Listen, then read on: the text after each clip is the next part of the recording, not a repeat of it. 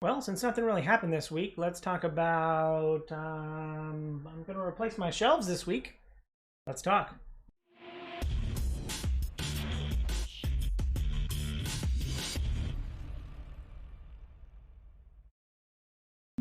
What up, viewers? What up? What up? Calc Soups here, and today is Friday, January 21st, and that means it's time for a quick recap of the week in video game news. I was only kidding in my cold open. Something really big happened this week. Quite big. So let's jump in and talk about it.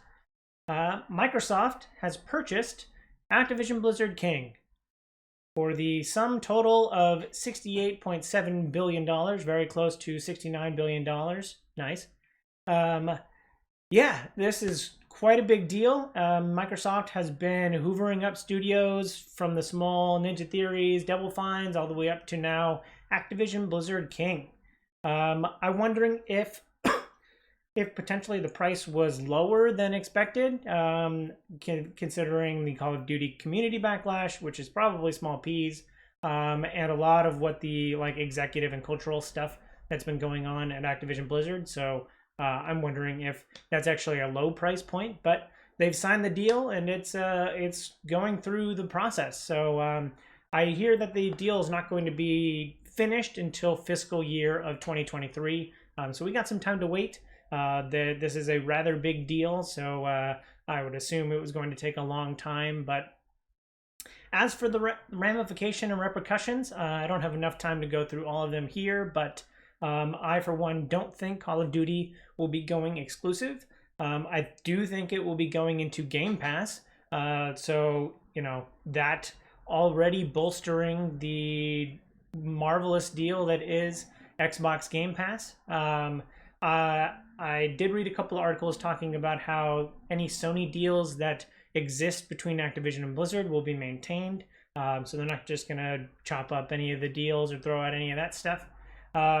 So yeah, obviously a rather huge purchase with a lot of games potentially coming down the pipe, like Overwatch 2 and Diablo 4, the next Activision game, or the next Call of Duty title. But they did get some deeper catalog as well. They got Tony Hawk rights now. They've got Crash Bandicoot, which they could do a lot of with, and they'll just continue to rake in the money from King and Candy Crush. So yeah, overall, Microsoft is quite well set up now to kind of dominate the world with Game Pass. I don't think that they necessarily are dominating the world with Game Pass, and I don't know that any future titles kind of from this publisher are going to go exclusive. Maybe Diablo or some of the Blizzard titles, Overwatch 2 could go exclusive for the Xbox, which could be a pretty big console seller in the future. But overall, I think this is a rather big step and something that was somewhat inevitable. Lots of big companies were making lots of big plays. I saw that EA was potentially going to invest. So I don't think that this is I'm not too surprised by this. I think it's a really big move. I think it's the last big move that Microsoft has to make to kind of cement themselves into the gaming sphere for quite some time. But I do think that they will make back their money, and they also announced this week that they have 25 million subscribers to Game Pass. So at $10 a month, that's already earning its money. And as soon as you don't have to buy Call of Duty, you just have to join Game Pass to play Call of Duty with your friends. Could be quite a big selling point, and I could definitely see that subscription number jumping in the near future. So overall, I think we'll be dealing with this for quite some time, but quite a big thing to happen this week. Something I didn't quite expect for this time of the year, but something that I think overall is gonna hopefully help the industry and hopefully fix some of the cultural issues that they were having at Activision and Blizzard. So looking forward to kind of seeing how that develops as well. If we can move on from such a titan as that, let's try to. Rainbow Six Extraction launched this week. It is currently sitting at a 74 Metacritic. So I think the reviews I've seen about it are it's a so-so Ubisoft game, which I think we've kind of gotten. We kind of know what an Ubisoft game is. It's going to be very cookie cutter. I hear that it's not quite a Left 4 Dead clone. I think I've been touting it as a Left 4 Dead clone ever since I've heard about it, but apparently it's more like Rainbow Six Siege, but as a PvE mode as opposed to a PvP mode. So pretty interesting stuff there. I think it's something I kind of want to dive into. Speaking of Game Pass, it's launching on Game Pass, so looking forward to potentially checking that out sometime soon. I've never actually played any of the Rainbow Six games. I have played several Tom Clancy games, which I think is all in the same universe.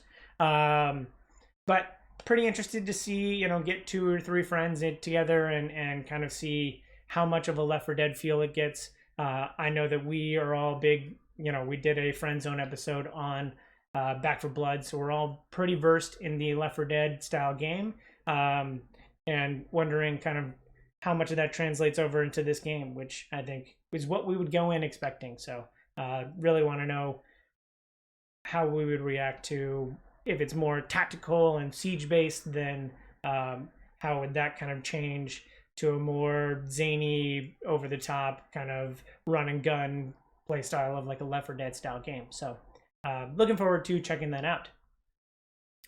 Netflix's next video game series has its first trailer. The Cuphead TV show has its first trailer. I've watched it several times this week. I get a big kick out of it. I love the animation style of Cuphead.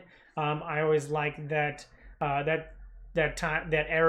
like the 30s, 40s era. I like the music in that time. I like the kind of transatlantic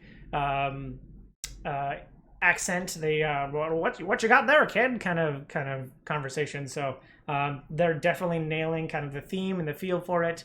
And to really see how wacky and zany it gets in a Cuphead TV show. So it's something I'm looking forward to, and it's got its first trailer. So I'll have a link down below for that.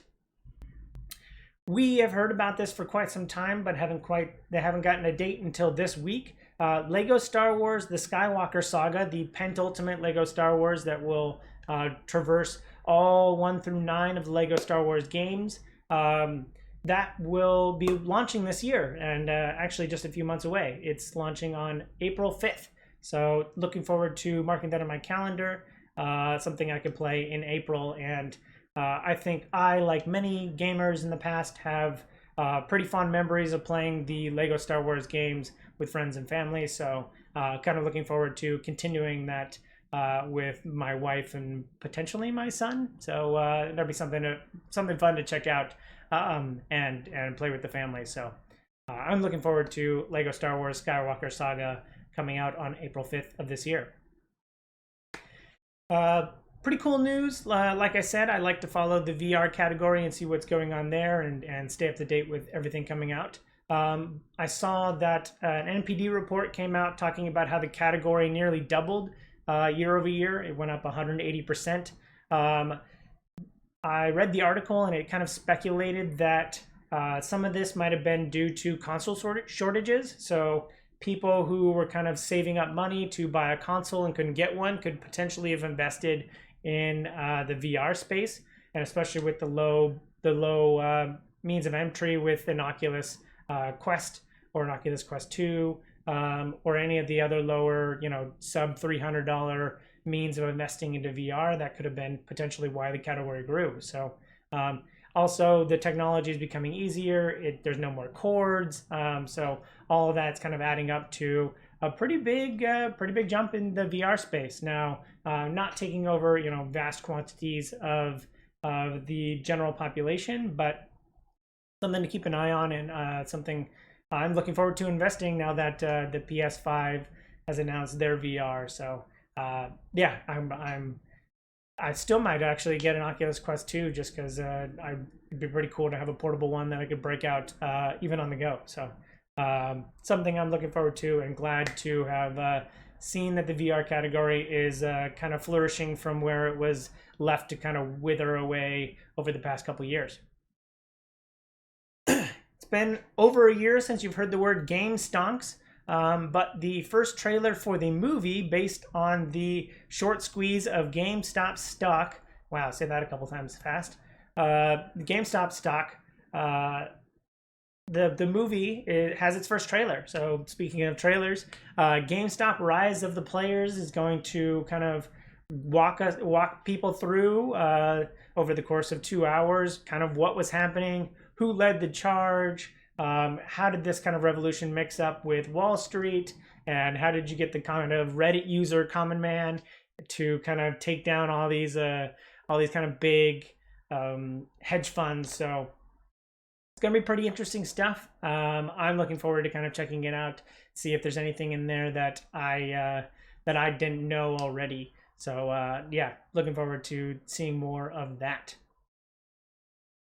For those who have played a Dark Souls game, there's nothing more infamous than the Estus flask, your rejuvenating flask. I saw a pretty cool article this week talking about how to make one at home. Make an alcoholic Estus flask. It talked about kind of which vials to use. There was a debate in the article talking about whiskey versus rum, and they turned to Twitter to figure out which one would make the better kind of mix.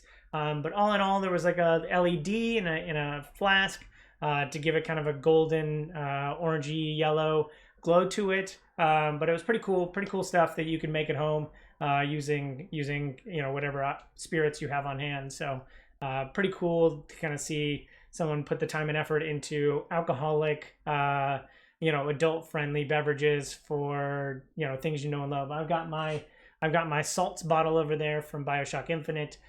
Cool to see one for kind of an Estus flask. Someone put that together. So if you want to make your own Estus flask at home or just drink some whiskey and read the article, feel free to check that out.